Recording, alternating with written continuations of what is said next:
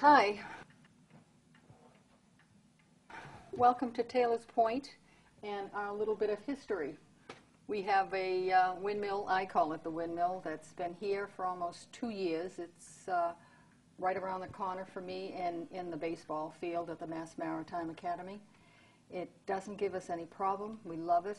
It's part of the history now that's going to be part of Taylor's Point, which goes back to the Globe, the founder of the Globe, and it's not interfering with anything here. There's no real hard noise from it. It's clean. The only thing I wish is that we could get the electricity that the Mass Maritime is receiving from it, but it is in my own backyard, and I appreciate thinking that this is the way history and energy is going to go, and we're proud of it. We are proud of it. The turbine, it's like any background noise. It fades, and you aren't really aware of it, I don't think. I'm just sort of fascinated by it. I think it's wonderful because I know the technology we've been able to do it for a long, long time, and I think it's about time that this part of the world got caught up. Tell me about the noise for you. In the summer, once in a while, and well, actually today, if you really concentrate, you'll hear kind of just a whoosh, very quiet sound, but there's no sharp sound or anything. And you really don't hear it at all, except for that little bit. You know, just background noise. And I mean, to me, it's fun that the kids are over there playing baseball. And Have you heard that it bothers anybody?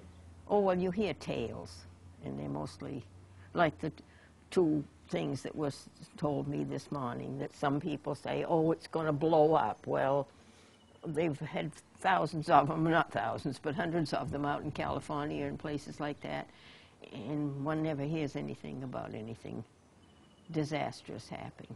I heard this morning that there was something called, what, windmill syndrome or something, which I don't know. I don't think that I put much credence in that.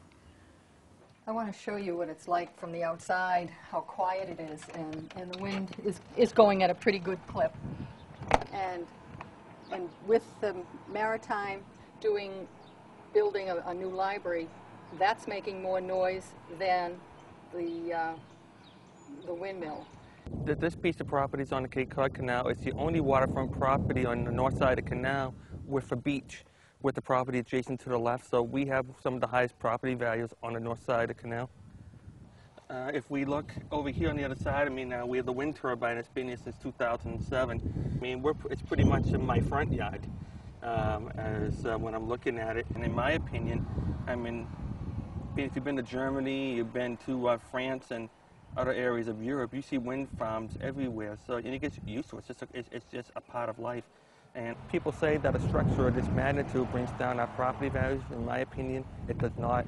Property values are still high.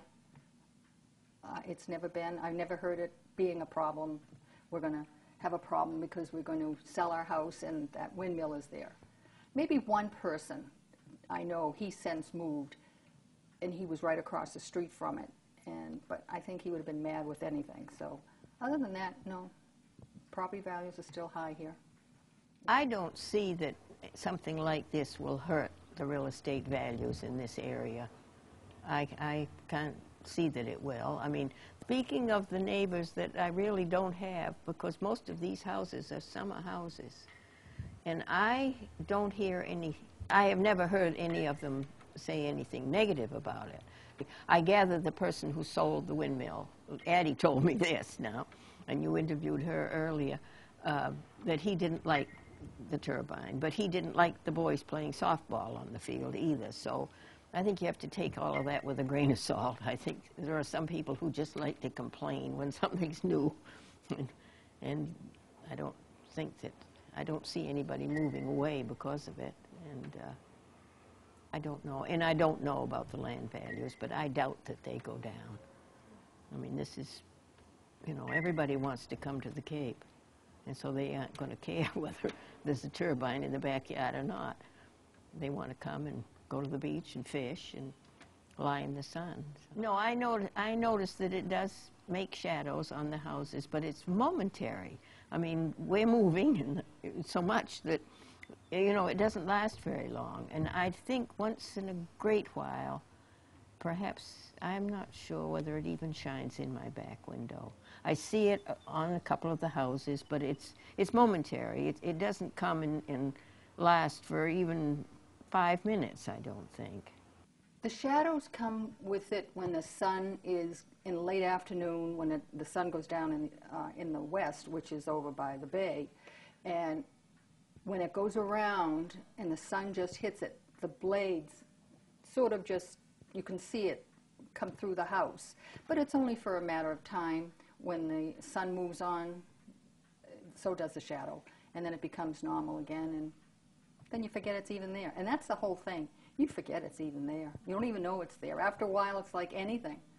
You live with it long enough, and if it's quiet and it doesn't bother you, it's great. It's a sign that we're trying to look at energy in a different perspective, out of a nuclear, oil, coal. You know, it's a structure that will be good for the environment, and people can benefit from it. We need to take advantage of all this stuff. I mean, the oil and the coal and things like that aren't going to last forever. I mean, the technology is there. Why not use it? Drawbacks, none. I can't say one. It's been good. It's been good.